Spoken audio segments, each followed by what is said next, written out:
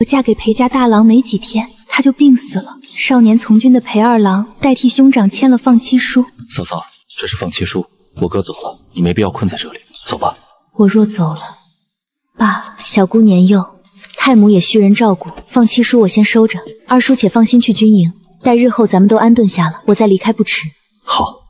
5年后，小姑读了私塾，二郎成了将军。我在县城卖豆花，街上有个秀才待我极好。我准备跟回家省亲的二郎商议，我也该有个归宿了。快看，那是哪来的兵？裴二郎回来了。二叔，县里的陈秀才待我甚好，我想嫁给他。二叔放心，成了亲，咱们还是一家人。我可以继续做营生，还能照顾小姑。二叔，你想嫁人了？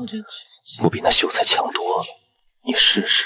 13岁那年，我爹为了5两银子的赌资，把我卖到了大庙村裴家。好听点叫说亲，难听点就是卖女儿。裴家曾是宽裕人家，靠着裴老爹做豆花的手艺起家。可自打裴老爹病死，伙计卷了生意跑路，这家里就塌了天。沈娘落下了弊症，大郎哥又染了肺痨，只剩下孤儿寡母，守着这点家底过活。大郎哥，喝点萝卜水润润喉。小玉，你忙了一天了，快去歇着吧。不累的，大郎哥，我在家时还要去山里砍柴、下田锄地呢，这比在家里强多了，早就习惯了。这几个字，今日可认得了。大郎哥是个读书人，若不是身子拖累，早就考取功名了。这2年，我不仅学会了写自己的名字，还认得了不少字。玉娘，你来家2年了，这镯子给你，我想着挑个吉日，把你和大郎的婚事办了。娘，这婚事我不同意。我的身体自个儿知道，怕是不成了。莫要害了玉娘，她在我心里跟小桃一样，我一直把她当亲妹妹看。沈娘，玉娘啊，你跟沈娘说句实话，你还愿不愿意嫁给大郎？沈娘，当初买我不就是要给大郎哥做媳妇的吗？玉娘啊，莫要怪我，我们家全指望你了。玉娘啊，大郎起不来身，只能让二郎替他在祖宗面前跟你拜这一拜。一拜天地。我来裴家2年，这是第一次见裴二爷。他比我大2岁，听说自幼顽劣，15岁失手杀了人，被裴老爷散尽家财送去从军。没想到再见时，竟是代替兄长与我拜堂。二弟，这婚事不作数，待我死后，你替我写封放弃书给玉娘，莫要误了她一辈子。朝为田舍郎，暮登天子堂，将相本无种，男儿当自强。莫道如观物，诗书不负人。大郎走后半年，沈娘也跟着去了。一场风寒要了她的命，走得很急。这个家就像这冬天的树叶，落得干干净净。哎呦，二郎回来了，正好正好。如今大郎都没了，沈娘也没了，这日子也没法过了。赶紧把放妻书贴了给我，我也好带闺女回家。闺女，爹不赌了，爹改邪归正了。爹现在买了驴做车把式。我那短命女婿死了快1年了，你才16，留在这守活寡算怎么回事？跟爹回去，爹托人重新给你说门好亲事。你真的不赌了？真不赌了。那你发誓，你要是骗我，就天打雷劈不得好死，烂手烂脚烂舌头，死后被扔乱葬岗无人收尸，然后被野狗啃食。薛玉，反了你了，有你这么咒老子的吗？不赌了？你这种老赌鬼的话能信？什么说门好亲事？你怕是要将我骗回去再卖一次吧？从前我年纪小没别的出路，如今这种基数还想糊弄我？骗鬼去吧！死丫头，你给我回来！不知好歹的东西！二丫，你别哭了，你嘴脸那么大，我害怕。二丫，我裤子湿了，你能帮我换吗？太母，你怎么又尿裤子了？现在不是说这个的时候，你能帮我换裤子吗？我不会，我要嫂子，我想嫂子。那二郎有个啥用？连媳妇儿都留不住。要不是他，咱们俩会沦落到这种地步。别哭，太母早就有主意了。等天黑了，咱们就离家出走。这个家是待不成了。那鳖孙儿不是好人呐。嫂子，玉娘啊，我裤子湿了，还没有换。这一老一小，我怎么放心得下？这个男人平时杀伐果断，此刻却被一团面打败。二叔，我来吧。二叔，吃饭了。小姑年幼，太母也需人照顾。二叔若是回军营，可想好了如何安顿他们？我打算将他们托付到西坡村朱家。朱家，那是裴家嫁到西村的姐姐裴梅的婆家。可我在西坡村长大，那朱家人视钱如命，对佃农动辄辱骂，就是个火坑。娘呀！自从裴家没钱了，他连门都不登。最后一次见他，便是娘和大郎死的时候，穿金戴银，却只有满嘴的假惺惺。裴二郎怎么想的我不知道，但要我把照顾了3年的小桃和神志有些痴呆的太母送进那个火坑，我不放心。二叔要托付朱家，想来朱里长是乡绅，为了面子也不会拒绝。可不知你是否清楚，姑姐虽是朱家长媳，嫁过去多年，仅生了个女儿，朱家婆母多有怨言。听说朱家姐夫早已纳妾，姑姐的日子实则并不好过。既是如此，咱们也不必给姑姐添麻烦了吧。放妻书我先收着，二叔且放心去军营，我留下照付家中，待日后小桃和太母都能安顿好了，我再离开不迟。二叔意下如何？好。钱匣子13两6钱，还有沈娘留下的玉镯，全没了。裴二郎刚回军营没几天，家里就被翻了个底朝天。我爹薛守仁，他假意来看太母，把家里偷个精光。嫂嫂，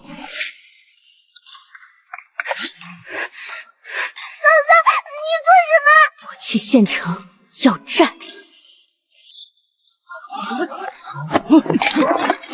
玉儿，你这是干什么？我是你爹！跟我去衙门！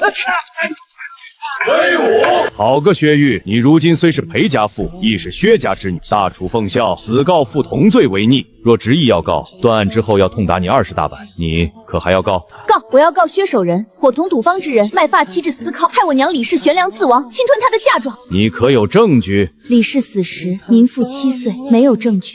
那便是口说无凭。那民妇就要告薛守仁一女妄想二卖，坏了官衙规矩。大唐之上，明镜高原，本老爷不会偏袒任何一人，但薛守仁偷盗，皆因你是裴家之妇，事出有因，本老爷就判他归还了裴家钱财作罢。他没有钱，他都赌光了。那就让他立下债据，有县衙门作证，抵不了赖。如果他就是要抵赖呢？那本老爷就治他个欺罔之罪，吃杖入狱，退堂，拉下去，薛玉领责20。忍着点，丫头。20板打完，虽然疼痛，但并未伤筋动骨。薛守仁在一旁按手印立债据，随后被轰出衙门。这是治伤的药，拿着。多谢官爷，为何对我手下留情？我与你公爹裴长顺是老相识了，自打他摆摊卖豆花起，我们就认识。这钱拿着，那儿有辆驴车，别走着了，雇车回家吧。赵大叔，谢谢你。今日虽受皮肉之苦，但这债据立下了，薛守仁便不敢再轻易造次。哪怕二郎不在，我也能护住这个家。何况这世道虽难，却也总有好人在。玉儿，爹没有卖你娘，不是跟你说过吗？那是欠了赌场的钱，人家讨债，你娘分明有嫁妆，死活不拿出来。我就是吓唬她几句，要卖去私吞子，谁知道她性子那么烈。滚！又是这些话。7岁那年，我看着我娘吊在房梁上，那双悬空的脚晃啊晃。爹送你去裴家，也是想给你找个好去处。滚！以前我不懂人为什么活着，后来到了裴家，我想明白了，世间疾苦，能活着已是上上签。大郎没机会了，我有，我要安身立命，我要活出条路来。回裴家后，我在床上趴了1个月，这期间裴小桃一边打着哭嗝儿，一边手脚笨拙地听我指挥忙活。后来连太母尿裤子，她也能屁颠颠地跑去帮忙换了，甚至还因为此事有了成就感，每天没事就巴巴地望着太母。二丫，你老看着我干嘛？别这么看我，我害怕。太母，你渴了不？喝点水。我不渴。不，你渴。待到我勉强能下地，家里能吃的都吃光了。我好不容易养起来的2只下蛋鸡，被裴小桃私自拎去找邻居吴寡妇帮忙给宰了。哎呦，裴家这是啥条件啊？欠着债还吃鸡呢？二嫂要补身子嘛，家里还有1只呢，过2天我还来找你宰。你别馋，鸡屁股全都留给你。拿着吧，我看你们的米缸都能照镜子了。多谢嫂子。谢啥？我说你也别死撑。那个裴梅不是嫁到西坡村朱里长家当少奶奶了吗？让这丫头去借点银子啊，那是亲姐姐，还能看着亲娘饿死。小桃啊，你也看到了，大户人家规矩多，这钱也不是大风刮来的。我在跟你说话呢。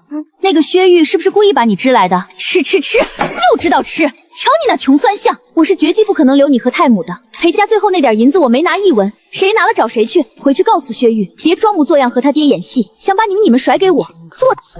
桃，姐姐这么做是为了你好，你和太母是一定要留在裴家，否则咱家的宅子也留不住。怎么了？嫂子，裴梅真是咱姐姐吗？我娘生她的时候是不是不小心把她掉坑里去了？驴屎蛋子一面光，其实里面还是屎。她说她的，我拿我的，总不能白跑一趟。二丫就是有出息。下次我还去，太母，下次我带你一起去。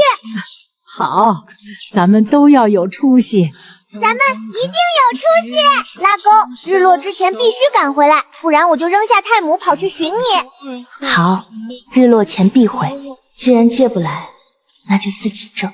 去了县城才知道，那些斋官茶楼根本不缺人，管事的在狮子巷一吆喝，一大帮婆子妇人抢着干，挤都挤不进去。我去了几日，厚着脸皮挨个铺子问有没有活干，最后在一家医院帮忙撵了2天药，又跟着惊云布庄搬了1天货。掌柜的，我就不明白了，搬货怎么不找那年轻力壮的伙计，非找我们这没什么力气的姑娘？那些男人粗手粗脚的，碰坏了怎么办？都给我仔细着点儿，磕了自己也不能磕了这些布。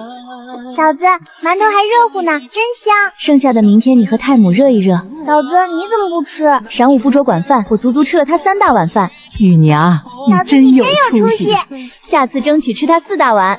用的太少了，吃了上顿没下顿。二郎说军饷隔2个月才寄一次，这才过了几天。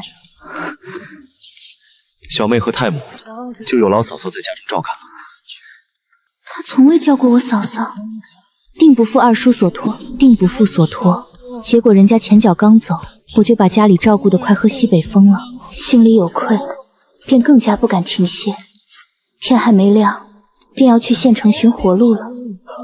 抄书了，抄书了，字迹工整即可，抄10张1文钱。一上午都没找到活计，虽然肚子里没2两墨水，豁出去了。我真是太高歉自己了。虽然大郎教过我识字，但这字他认识我，我不认识他啊。你写的可真好。抱歉，我只是想问一下，这个字念什么？这虫字，鹤飞举万里，翼飞穷浩苍，意为直飞向上的意思。原来如此。对了，我看大家抄的内容都是一样的，书色为何要抄这么多？此乃京中康王殿下的新词集，如今风靡华境，各路州府争相表现，都想在康王殿下面前露脸。姑娘放心抄，字写的差一些也不要紧，书函也只是做样子给驼传究俊看，其实根本卖不出那么多，那就好，不必客气。多谢公子指点，人家下笔如有神，我这是硬着头皮遭罪。姑娘若是不嫌弃的话，可以先垫一垫。谢谢，我真的太饿了，就不跟您客气了。为了这1文钱，手腕都快断了。给，再熬半个月，裴二叔应该就能寄钱过来了。不行，远水解不了近渴，还得先想办法活下去。赵大叔，赵大叔留步。哟，丫头，怎么了？那个，能不能跟您借1贯钱救救急？等裴二叔的军饷到了，立马还您。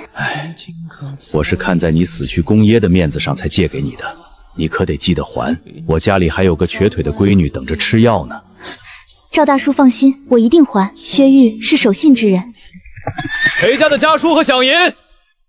终于到了，4两银子，这可是救命钱。太香了，嫂子，我舌头都要香掉了。感谢我二哥，感谢他祖宗18代。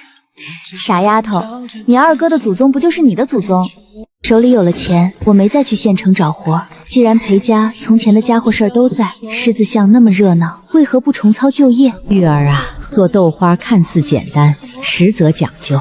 泡豆要看时令，瓦缸不能上釉，磨出的浆要搓到发赏，用细布滤2遍，才能白花花、嫩乎乎。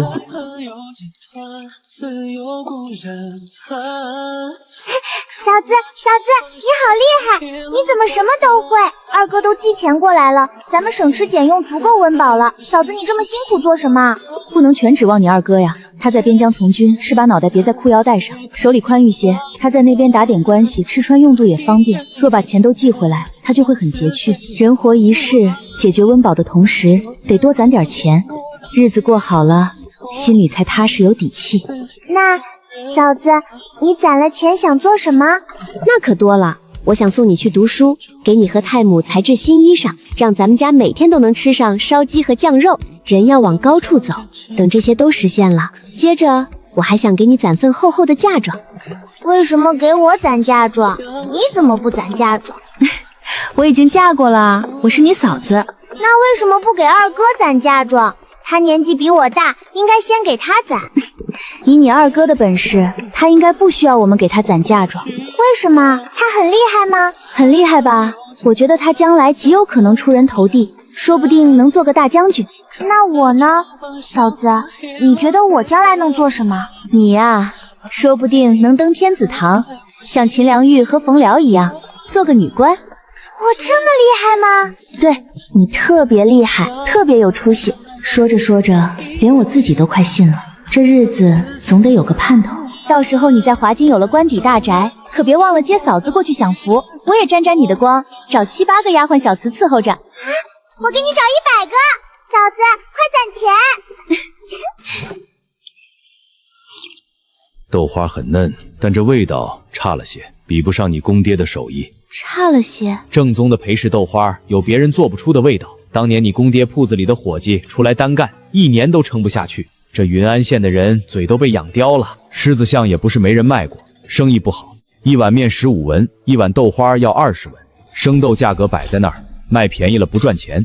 若卖20文，就必须足够好吃，否则大家伙宁愿去吃面。原来这里面还有这么多门道，出师未捷，但我不能放弃。若说还有人知道裴家豆花的方子，那一定是嫁到朱家的裴梅。小气，不就拿了他几回糕吗？至于闭门不见吗？几回？我不是说了不准再来吗？你又来他们家拿糕点了？来了，连吃带拿，最后一回还被他婆母看到了。你没见他婆母脸色有多难看，我还很懂事的问他是不是有病呢。又是你们，不要再像块狗皮膏药一样粘着我们家奶奶了。我们奶奶说了，那什么方子她不知道，就算知道也不会告诉一个外人。谁稀罕跟你一起做生意？笑死人了！知道我们奶奶什么身份吗？以后不要再来了。谁死了？什么谁死了？你胡说什么？不是你说的笑死了人吗？还有，你不要用鼻孔瞪我，窟窿眼子太大了，我害怕。你鼻子好像歪了，记得找大夫看看。五香斋的芝麻酥，给你们带的。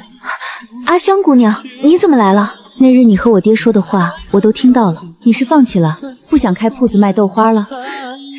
不是不想，是没法子，方子找不到，味道不对，做出来也没人买。你为何不去问二郎？二郎，兴许你姑姐是真的不知道，裴伯伯是生意人，这种秘方想来只会传给儿子，毕竟女儿将来是要嫁出去的，怎么会把看家本领带走？二叔也不见得知道吧，他很早就不在家了，不问又怎么知道？问一下吧。现在就写信，我一会儿回县城，顺道带去邮驿。写好了。这字写得丑也就罢了，内容也过于直白了吧？字里行间一点亲人之间的关切都没有，全是生意。那怎么写？在最后加上一句：边疆苦寒，二叔定要保重身体，盼平安归家。薛玉，我与你同岁，一样是阿娘早逝，而且我是个瘸子，我爹总张罗着给我寻一门好亲事，可我知道我能找到什么好人家呢？好人家的儿郎哪里会愿意娶一个瘸子？可我爹偏不信，他给我攒了100两的嫁妆，破家穷点也无妨，只要夫婿对我好就成。他都一把年纪了还这么天真，谁若愿意娶一个瘸子，焉能不是冲着这100两嫁妆来的？薛玉，你若想卖豆花，我可以把嫁妆拿出来帮你开铺子。100两，全部？你先不要拒绝，我没有别的目的，要的也很少，我不贪心，我只想有一条出路，我不想嫁给那些在背后骂我死瘸子的男人。信寄出去已经1个月了，还是毫无动静。阿香说她会回信，恐怕是高看我了。在外人眼里我是裴家劳心流力的寡嫂，但在裴二娘眼里，放弃书都签了，我终究是个外人吧。他又怎么会把裴家秘传的豆花方子告诉我？儿子，你想差了。怎么差了？我二哥将来可是要做大将军的，而我将来是要做女官的。咱们裴家日后在华京会有官邸大宅，100个丫鬟小厮伺候着。登了天子堂，谁还回来卖豆花？所以那什么方子根本不重要。就在我打算放弃时，裴二郎的信连同银子一起寄过来了。裴家的信，还有玉票。没想到他的字写得这样好，竟然真的把方子写给我了。嫂嫂亲启，裴家豆花之妙，一为卤汤，二为3合油。裴家之油乃香麻油、鸡油、猪油3种蜜炼而成。另卤汤中若置入鸡杂慢炖，味道更鲜。他当真是信任我，把我当亲嫂子待的。这铺子不算大，以前是个酒肆，不过你看，东厢还有间放杂物的屋子，厨房也现成。我最中意的就是这儿。原本我是打算推车支摊的，可那样起早贪黑，太母和小桃放在家里我不放心。是这个理。如今有了这铺子，咱们全都可以搬到县城来住。2楼2间房足够了。阿香，开这间铺子几乎花光了你所有的嫁妆钱，万一亏了本，怕什么？我爹尝过了，都说味道和从前差不多。裴家的豆花还怕卖不出去？阿香说的没错，仅仅2年，我们就收回了全部的本钱。老板娘，再来一碗。好嘞，稍等。因赵大叔的缘故，我们把生意做到了街上，巡街捕快也睁只眼闭着眼。赵大叔担心女儿被欺负，没事就穿着衙役官服在狮子巷走动。太母平时就坐在店门口颤巍巍的晒太阳，逢人就问吃了吗？第3年了，抛去日常花销和供小桃读书，竟还攒下了50两银子。很早之前我就告诉裴二郎，铺子赚钱了，让他不必再寄军饷回来，自己在军中多留些开销。他确实不再寄钱，但也极少回信。裴二郎就是这样的性子，他的疏离是刻在骨子里的。薛娘子，君爷，今日有信？没信，我是顺道问一句，你要不要给你家二郎寄些蟹袍、护膝之类的御寒衣物？怎么突然？这2日我们就要出发往北边去了，那边要打大仗了。塞北蛮金和铁勒结盟，破了界北关，屠城好几百人。天子震怒，下令出兵。那边现在冷得很，要寄的话，抓紧送来驿站。既然要打仗，外面必穿铠甲，穿在里面的袞袍不能太厚，否则行动不便，但又必须暖和。裴二郎身高约莫8尺，身形匀称，应该是这个尺寸。劳烦君爷，都在这里了。还是家里有人好啊。军营里虽发冬袄，但那尺寸哪有合适的？里面的棉花也薄，只能勉强冻不死的。竟是这样艰苦。有条件的士兵，家里给做镍球寄过去，那可是这1亿冬的宝贝。你这包裹若是寄到了，不知要引来多少羡慕目光。再不济，护膝夹袄总是要有的。你看，每年冬天，我们驿站收到最多的就是护膝夹袄。每年？对啊，你不知道，这仗若是打起来，可不是10天半日能完的事儿。冬天那风刮起来跟刀子似的，顺着缝往衣服里钻。要不那帮胡蛮子怎么拼了命想占咱们地盘？每年冬天对他们来说最难熬，对咱们弟兄也是一关啊。裴二郎年少从军，距今已有7年。自打我嫁进裴家，从未见沈娘给他寄过半件衣物。他在那边，这7年是怎么熬过来的？此后每年我都会为他缝制更好、更暖和的气球。寄衣服过去的时候，通常也会附带一封家书：太母身体康健，小桃上了私塾，铺子生意兴隆，家中一切安好，二叔勿挂念，盼平安归家。二郎的回信中只有一个好字。铺子里的豆花越做越好了，街坊都说有当年裴大伯的手艺。我们如今还卖鸡杂汤，15元1碗，里面有粉，可以泡饼，冬天吃1碗很暖和。待二叔回来，可好好尝一尝。边关战事吃紧，原是没打算能收到裴二郎的回信的，结果书信寄出后，有意用来了他的信。二郎的回信中往往就是一个好字，但就这一个好字，也让家中足够安心。薛娘子，大喜事儿！赵大叔，可是边关有消息了？大楚完胜，胡蛮子被赶跑了，圣上龙颜大悦，下令犒赏3军呢。那他们什么时候回来？听说特许了一批士兵返京探亲，估摸着快了。快看，那是哪来的兵？裴二郎回来了，那双眼睛黑沉沉的，只看一眼心里就发慌。二叔，嫂嫂，这定然就是咱们嫂嫂了。见过嫂嫂。各位军爷不必多礼，折煞民妇了。不，嫂嫂才是不必多礼，咱们几个才真是愧不敢当。若不是您那封家书，咱们几个还不知道有没有命来吃这碗豆花和鸡杂汤呢。将军一诺千金，答应了带咱们来，我们就真厚着脸皮登门了，还望嫂嫂莫要介怀。我被他们的话整得摸不着头脑，虽不明白，但听懂了他们是要来吃豆花和鸡杂汤。不卖了，不好意思，各位街坊，薛玉改日向你们赔罪。今日我家二叔回来了，还带了咱们大楚刚刚从边关厮杀回来的好男孩，烦请大家下次再来吃。今日所有账单全免，我们要招待贵客。军中汉子能吃，几乎每人面前都垒了好几层碗。慢点吃，后厨还有呢，管够。嫂子，将军真没骗人。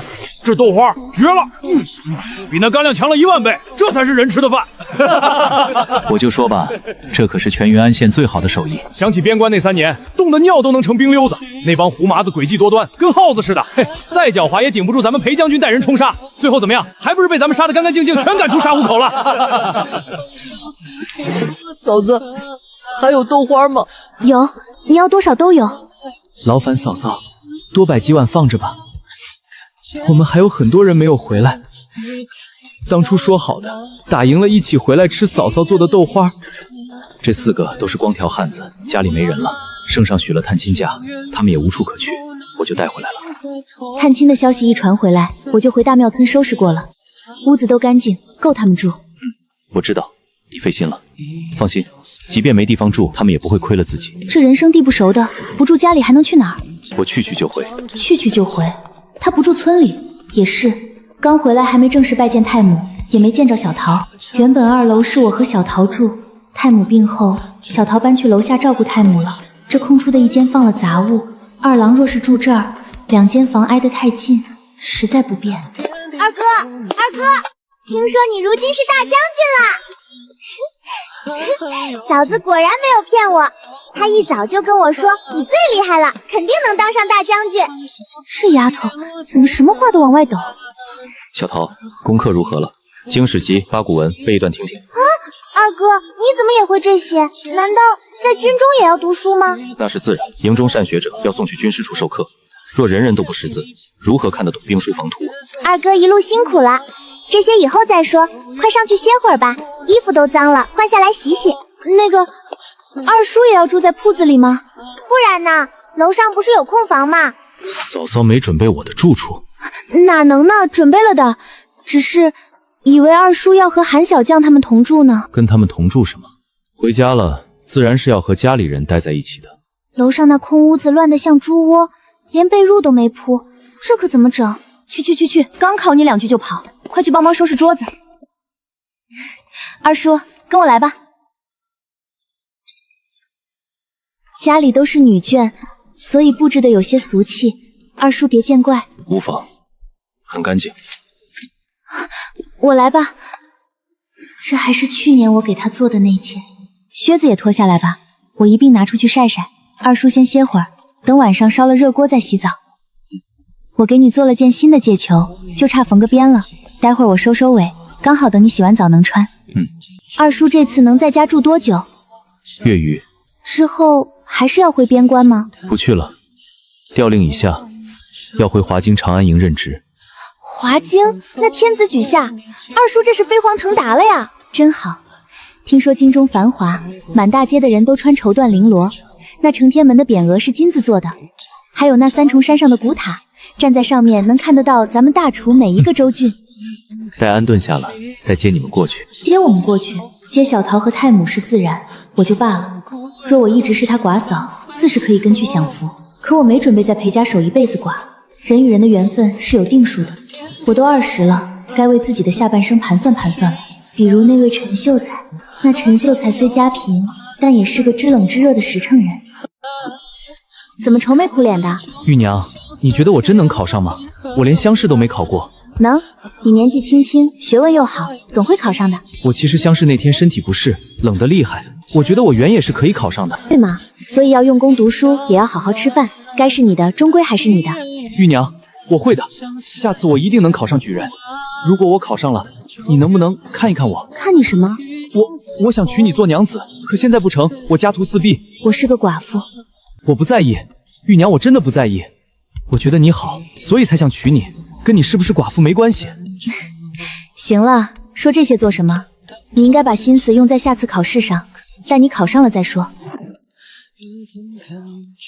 那感情好，二叔先歇着，我先下去了。自打裴二爷回来，这原本生意就不错的豆花铺子，如今更是门庭若市。先是县城，后是府尹，连路过的蚂蚁似乎都要停下来看一眼这位传说中的人物。大人，您看。后来我才知道，这一仗二叔赢得有多狠。那一战，他与镇北大将军皆是里应外合，夺下伍兹县。是否留下，以此要挟胡藩？或许多此一举。大人的意思是全部屠杀。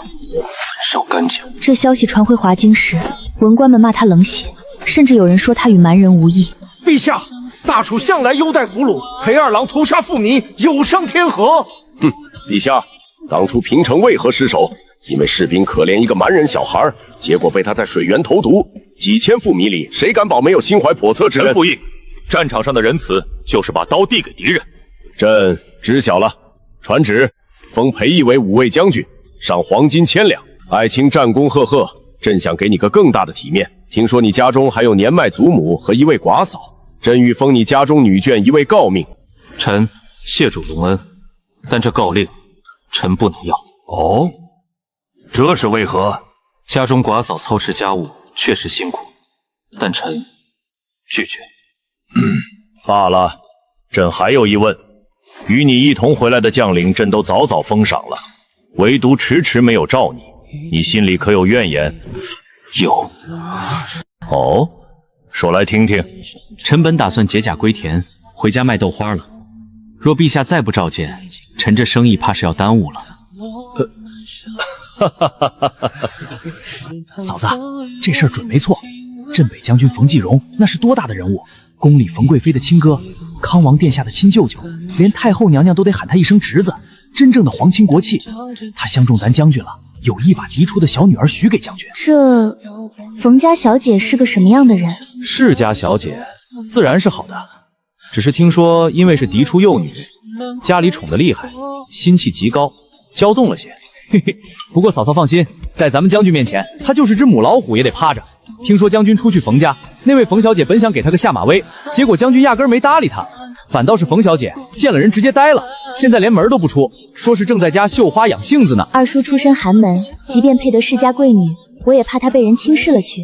既然能镇得住，那便是极好的。嗨，谁敢轻视他？那可是裴义率1000兵马赶过浑河，一声令下屠了几千蛮人妇孺，这份魄力，京城里哪家公子比得上？虽知他是为了大局，可每每听到这事，心口总像堵了团棉花。妇人终归是妇人，受不住这般狠戾。裴家二叔当真是个心狠之人。二哥，你又喝酒了。如今二郎的身份，少不得有很多宴请。我打算给他做2件袍裳。从前是按照自己的眼光来，如今他回来了，也得要问问他的意思。二叔，嫂嫂还没睡？我下午去布庄选了几匹料子，想给你做2件袍衫，你看看这颜色如何？要是不喜欢的话，我还多买了2匹别的色。你来做主就好。二叔喝酒了，我去楼下煮碗糖茶水，你先坐坐，解解酒气。裴家二郎性子向来冷，但我总觉得这次回来他待自家人亲近了许多，偶尔也会有笑意了。二叔，糖水煮好放桌上了。不是做衣服吗？不量一下尺寸？哦，你身上这件不合适吗？有些紧。紧吗？那我把腰身放一放就可以了。量一下吧，肩背那儿也有些紧。二叔见谅，腰身这里我用手来量下吧。有劳了。这就是习武之人的身子吗？身上酒气与凌冽气息交织，让人心口发颤。血玉啊，那是怎样的眼神？我似乎错过了什么。肩背还没量。二叔，你和韩小将他们回来那日说的信是怎么回事？什么叫若没有那封信，还不知道有没有命来竹州郡吃豆花呢？我们设计攻下五字县的时候，派了一队人马绕到浑河。当时天寒地冻，连着下了好几日的雪。没想到半路遇上铁勒人的大批人马扎营，敌众我寡，打起来胜算很小，而且耽误要事，所以我带着他们躲到了鹿山。铁勒人扎营3日，我们就在鹿山冻了3日。太冷了，第一天夜里死了10几人，第2天几百人，到了第3天，将军，我不行了，太冷了。别睡，都给我把眼睛睁开！听我说，我们裴家在沱州郡云安县开了一家豆花铺子，如果你们能活下去，日后我带你们去吃豆花，还有热腾腾的鸡杂汤，肉管够，汤管饱。君骗人，哪有什么豆花？我们都要死在这里了。我没骗你们，我身上刚好有家里寄过来的信，我现在就念给你们听。家中一切安好，太母胃口不错，唯小桃读书不用功，铺子里的豆花越做越好了。街坊都说有当年裴大伯的手艺。我们如今还卖鸡杂汤，15文一碗，里面有粉，可以泡饼，冬天吃一碗很暖和。待二叔回来，可好好的尝一尝，盼平安归家。二叔，行军打仗难免遇到各种突发情况，那是没办法的事。不，有办法。我们有马，把马宰了躺马肚子里，或者饮几碗马血，都不至于死那么多人。可是，一旦那么做了，势必要耽误军令，斩杀战马更是罪责一桩。所以，是我在军令和担责之中，选择了舍弃他们。这不是你的错。那种情况下，没人知道哪种抉择是正确的。斩杀一匹马容易，可开了这个头，你们也不见都能活下去。二叔，我信你做的每一个抉择都是深思熟虑过的。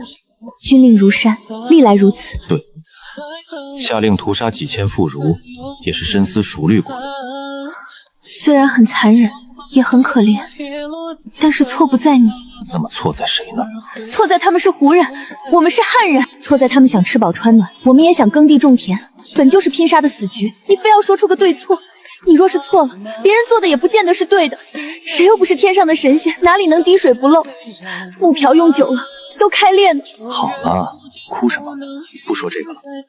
我今日在府台大人府上见到了徐县令。然后呢？然后听说了你当年拎着菜刀把你爹告上衙门，还挨了20大板的事。是呢，那时冲动，做事不够周全，不仅钱没要来，挨了板子，还被人骂是不孝女。仔细想来，真是得不偿失。何人敢乱嚼舌根？清官难断家务事，议论起来本就说什么的都有，随他们说去，我又不会少块肉。遇到了那样的难事，为何不写信告诉我？说这个做什么？好没意思。二叔在军中也不易啊，我瞧着韩小将他们的花销也没少使银子。没有，我花不了他们那么多。提到韩小将他们的花销，我想起前2日那桩尴尬事了。二叔，韩小将他们呢？没来找我。那他们去哪儿了？我方才买菜，分明看着他们进了狮子巷。不必管，随他们去。那怎么成？既来了狮子巷，咱们定要招待的。我菜都买了，二叔既然知道他们在哪儿，就去叫一声吧。不叫。他们到底在哪儿？你不去，我去叫。秦楼。自从二郎归家，我倒是轻松了许多。他每日晨练，起得比我还早。怎么不多睡一会儿？纵然他从前是家里卖豆花的孩子，如今已是京官，怎可再干这种粗活？下次我一定更早起，先把活干完。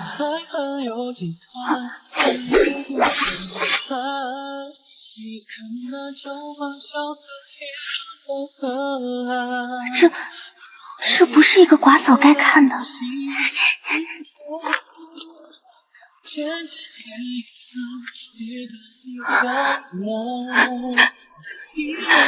二郎，爹娘走得早，大郎也。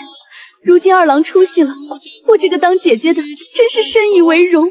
张口闭口都是死去之人，怎么不问问活着的人怎样？二弟此话差矣，我们这次来就是想接小妹和老太太去朱家享福的。我早便说过，太母和妹妹在这种地方受苦实在不该。当初我就提议接他们去朱家，只是你姐姐不肯。是啊，家中还有二郎和嫂子，我若把老的小的都接走，留你们姑嫂寡叔，旁人该如何议论？我是怕你们被人指指点点，这才一堆冠冕堂皇的话，倒好像全是为我们着想一般。唉，听闻太母她老人家身体不太好，阿梅自幼是被她带大的，想尽尽孝，接去颐养天年。二弟还要去京中复职，路途遥远，就把人交给我们吧。不必，我会把他们全都带去。你要带他们去华京？连他也带去？你有意见？没有。那就回吧。二郎，听说你赴了府台大人的宴，一定也见过徐县令了。他们衙门前不久有个教义的空缺，你可否去说一下，让你姐夫去顶上？县衙教义是县学的考官，非举人不可任。朱家公子连个秀才都没考上，竟敢开这个口。你想去衙门任教？是你姐姐想让我去。他是个没脑子的，你脑子也没了，不清楚自己什么斤两。二叔喝茶吧。你看，从进门到离开，他未曾开口问过太母一句，也没说要去看一眼。然而他自己也知道，小时候太母最疼的就是他，薛玉。我当年并非不知他是怎样的人，只是没有法子罢了。好在那时有你，否则我怕又是难逃罪责了。二叔，你怎么又叫我名字，连叫2次了？我是做错了什么？怎么突然得不到家中小叔的尊重了？嫂嫂，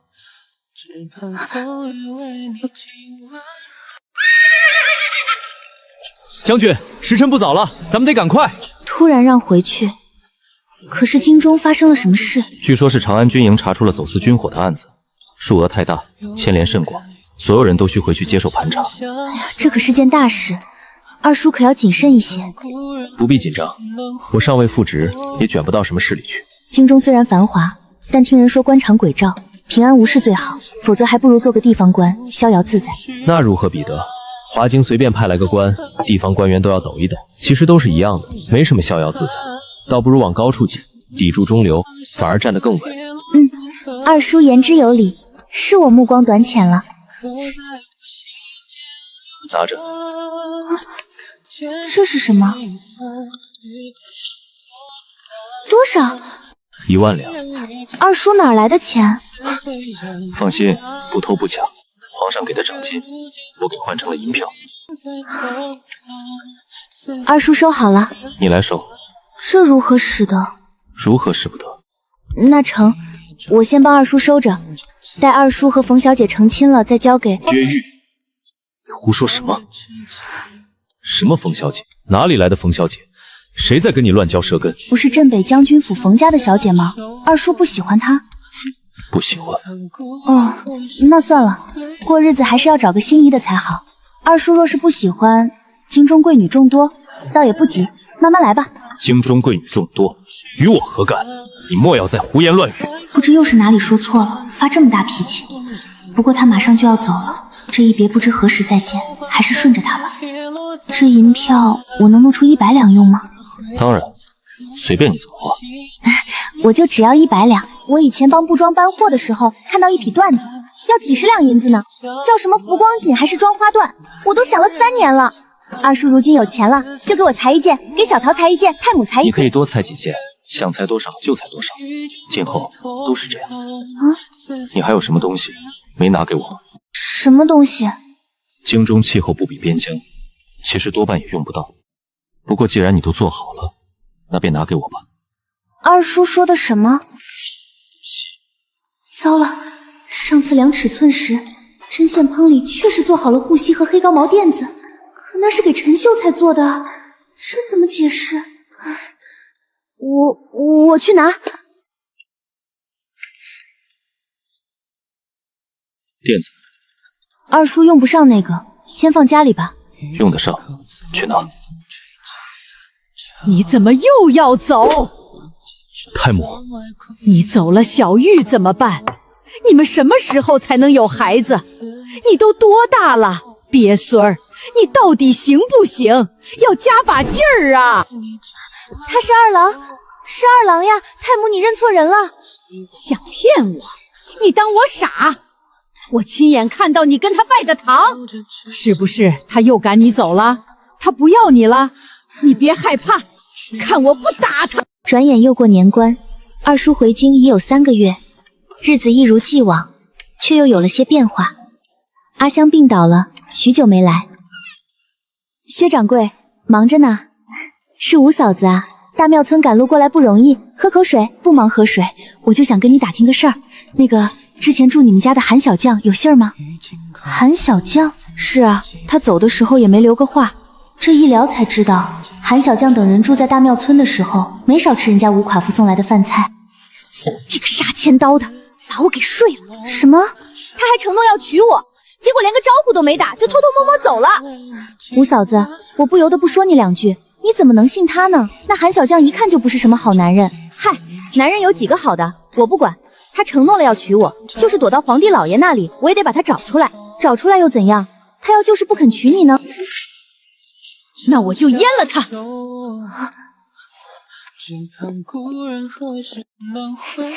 寡妇就是牛，敢去京里阉人，不愧是吃过咱们家2个鸡屁股的人。你说什么？吾辈之楷模，了不起！今天没去私塾？秀才公不是准备考试去了吗？新来的教书先生还没到。那去后院把碗洗了。好。阿香病了有些日子了，实在忙不过来，铺子里招了个跑堂伙计，得空去看了阿香。回来的路上，顺便去京云布庄买了2匹布，是我心心念念的浮光锦，光彩动摇，观之炫目。又过了半个月，赵大叔来了。赵大叔，您怎么？小玉，大叔求求你了，救救我家阿香吧！赵大叔，您这是做什么？快起来，快坐下，慢慢说。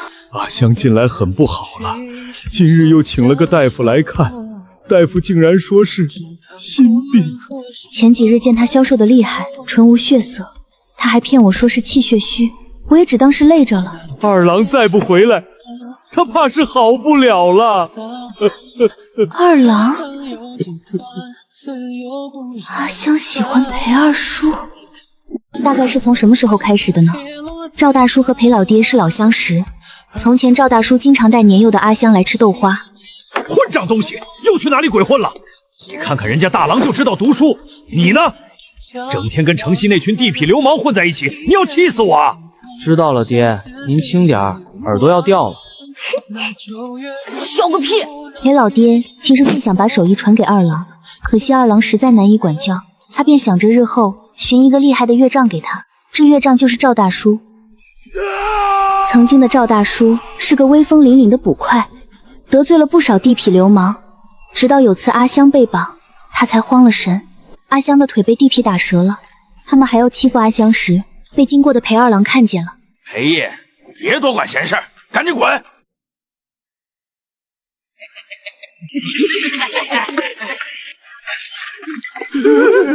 爹，我打死人了。后来二郎去了军营，赵大叔对外称阿香的腿是在家门口摔瘸的，可二郎这一去便再也没有回来。过了几年，裴伯伯死了，再没人提让阿香给二郎做媳妇了，阿香成了瘸子，也配不上二郎了。后来阿香孤注一掷的把嫁妆钱拿出来开铺子，只为了这唯一能接近他的机会。他等了3年半，终于见到了二郎。二叔，你还记得不？这是赵大叔家的闺女阿香姑娘，咱们这铺子多亏了她把嫁妆拿出来才开得起来。有劳姑娘费心了。他曾为她杀过人，可他似乎忘了她是谁。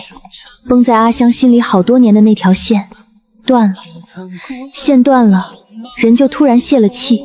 二郎走后，他就病倒了。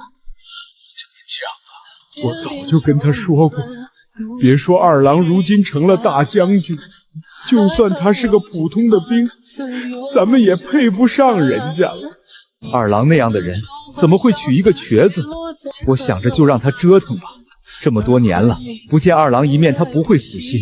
可我没想到，见到了人，他不仅心死了，连人也撑不住了。康王涉入长安军火走私大案，京中官场清洗，想必他忙得脱不开身。二品武官，前程似锦，短时间内，二郎怕是回不来了。阿香姐姐，不就是个男的嘛？你要学学我们村的吴寡妇，得不到就阉了他。瞧瞧，特意选的碧霞色，穿上跟披了云彩似的。快起来试试，喝碗鸡汤。今晚咱们去周桥看灯会。不去了，浑身没劲儿，实在起不来。阿香，玉娘，这衣裳真好看，可惜我出不了门，你能穿上给我瞧瞧吗？出不了门就留着以后穿，先把鸡汤喝了。我喝不下，心慌的厉害。我也想活，可我好像真的不成了。玉娘，穿给我看看吧。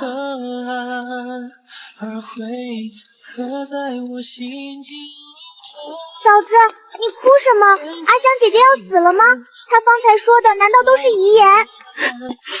她说我穿这身像披了云彩，让我替她去看看周桥的灯会。她好像撑不过今晚了。那不是我二哥吗？他怎么回来了？不知道啊，他怎么回来了？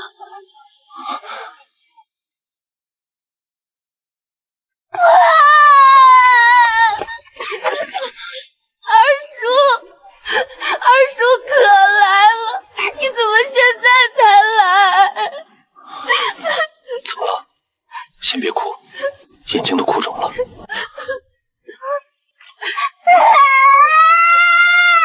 阿香姐姐得不到的人是我哥。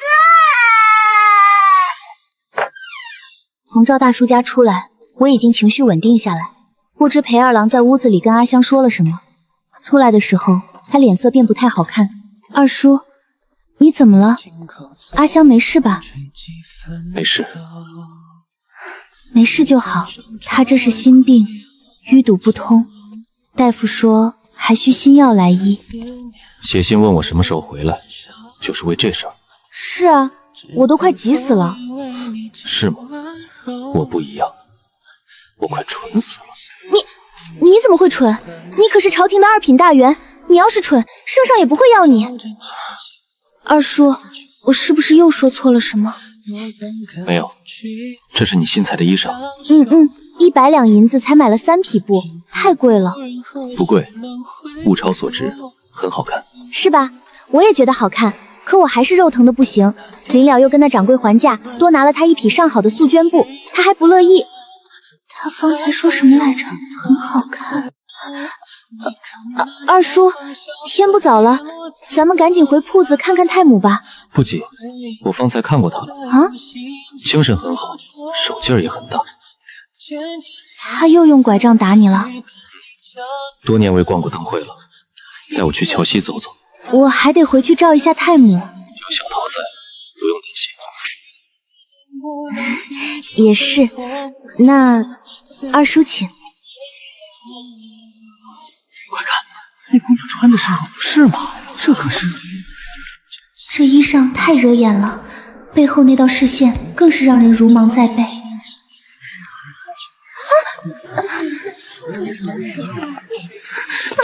疼吗？我背你。不用不用，二叔扶我一下即可。玉娘，你怎么了？没事，崴到了脚而已。秀才，这是我家二叔，今日刚从京中回来。裴将军。二叔，秀才公原是咱们小桃的教书老师，如今考过了乡试，3月里就要入京赶考了。春闱应在2月，为何3月里才去京中？原是在2月的，只是今年年关朝中多事，圣上前不久下旨将殿试改到了5月里。秀才，3月春闱也应准备出发了，东西可都收拾好了？收拾好了，该带的都带了。乡试时正值天寒，如今已然回暖，护膝便不再带去了。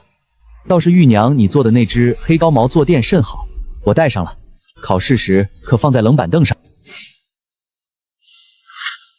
那个，秀才你先回去吧，我站着有些累，今日不多聊了。好，那你记得敷下脚，不然明天走不成路了。进屋吧。其实秀才并非有意献约，他中了举人，前几日便同我商议过，想在进京前将我俩的事定下。所谓定下，自然是要知会裴家家长，也就是二叔。放弃书他早就签给我了，我要嫁秀才，既合情也合理。可为什么我心里这么虚，像做了什么见不得人的事？呸！没偷没抢，天要下雨娘要嫁人，大将军家的寡嫂不想守监，有什么丢人的？只是二叔这次回来，总觉得怪怪的，让人心里没底。不管了，明日见了他，就跟他说这件事。谁？我。二叔，何事？我拿了药酒，你把脚敷一下。哦，好。既然他在，不如趁这个机会把秀才的事说了。二叔，有件事，二叔要出门。去哪儿？江征县。怎么刚来就要走？这趟出来本就是为了公事，只是恰好途经夺州来看你们一眼。天都那么晚了，二叔一路小心，注意安全。你刚才要跟我说什么？没什么要紧事，等你回来再说吧。我倒是有桩要紧事要问你。先前拿给我的护膝和口袋垫是做给旁人的，是。为何要给他做那些？想清楚再说。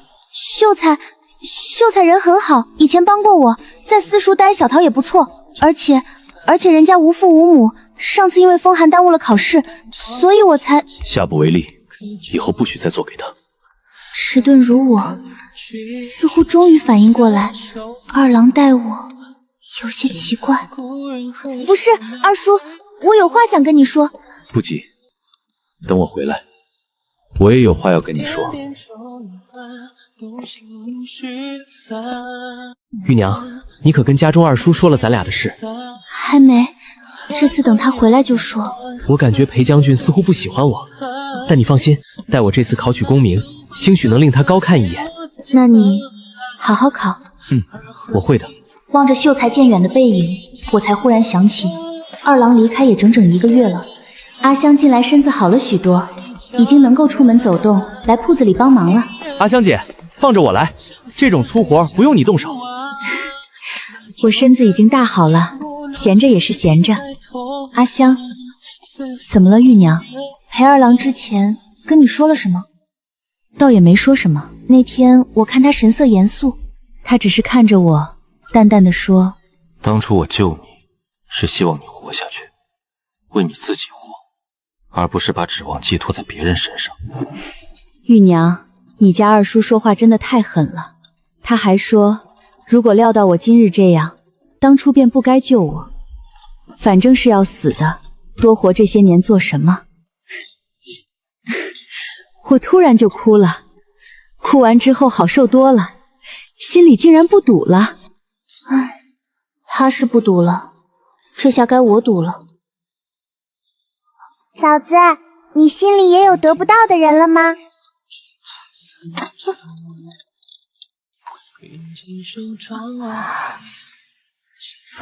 别怕，是我。二叔，你吓死我了！抱歉，事出紧急，快穿衣出门，去距离云安县数百里的郊外凉亭，接一位身穿镜子鱼袍的萧姓公子。现在，马车为你准备好了，就在铺子门口。哦，好，那我现在就去。别害怕，我把一切都安排好了，你只需去这一趟即可，不会有危险。我不懂他在做什么，但他是将军，做的必然是大事。我没能耐，听话便是。二叔放心，我一定把人接来。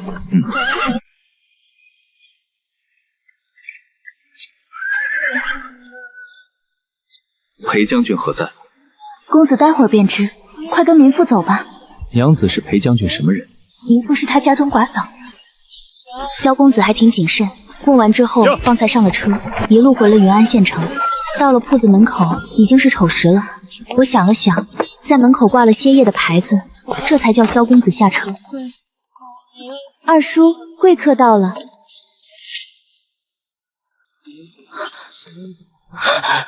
叔，你怎么了？怎么回事？我走的时候还好好的。二叔，你别吓我。二叔，别慌，快去请大夫，他伤得很重。好，大夫，我去叫大夫。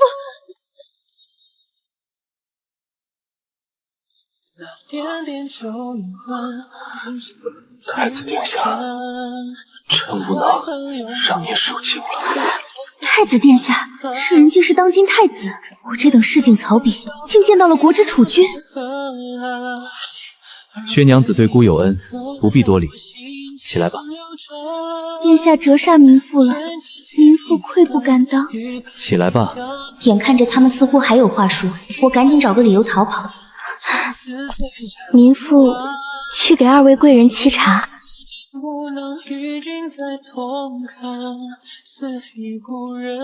裴将军可能年关内庄贩卖军火案，牵连出一系列贪污受贿及谋逆案件。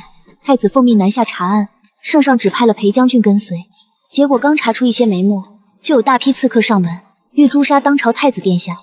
一路逃亡，到了陶州郡，又遇一场厮杀。裴义不惜以自己为靶子引开杀手，并与太子约定，在距离云安县城数百里之外的凉亭会合。太子已经在那里等了他2天，劫后余生贵为太子，也不免唏嘘庆幸。可知那些刺客的来历？江都提辖、幽州刺史，皆听命于康王殿下。孤知道冯继如对你有提携之恩，朝党纷争，你乃新任职的朝廷大员，定不愿卷入其中。殿下，臣只战天子。何为天子？正统即天子。好你个裴义！殿下放心，臣已将那帮刺客全部诛杀，并知会了佗州郡府台大人韩英，正率丈人赶来护驾。殿下择日便可平安回京。子已被护送回京，裴二郎因伤势未愈，留在家中休养，可能会有点疼，二叔忍着点儿。无妨。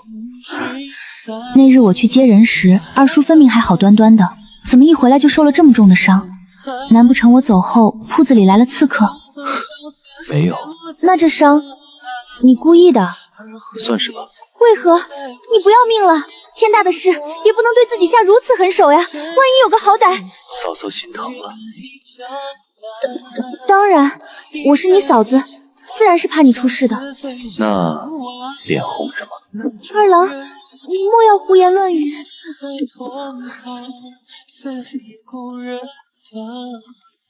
玉娘，二叔，我有事要同你商议。上次你见过的那个秀才，多年来对我颇多照顾。你也知道，我与你哥刚成婚，他便去了。这么多年操持，我如今已经20有1了。我觉得秀才人不错，想嫁给他。二叔放心，秀才说了，成了亲咱们还是一家人，我可以继续做营生，还能照顾小姑。日后你在京中安顿好了，可以将太母和小姑带去。若是他们不想去，继续跟我生活也是可以的，怎么着都成。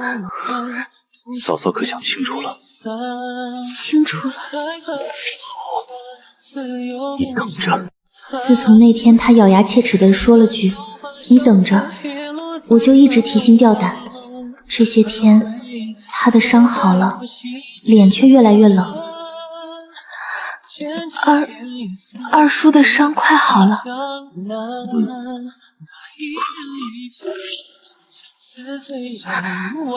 看他的眼神如狼似虎，我赶紧逃。嫂子，我哥是不行了吗？你脸怎么这么白？裴小桃，你不说话，没人把你当哑巴。我不说话，可不就成了哑巴？你没事做是吧？去厨房烧灶，我待会儿要熬卤汤。好，这就去。小骗子，又跑开了。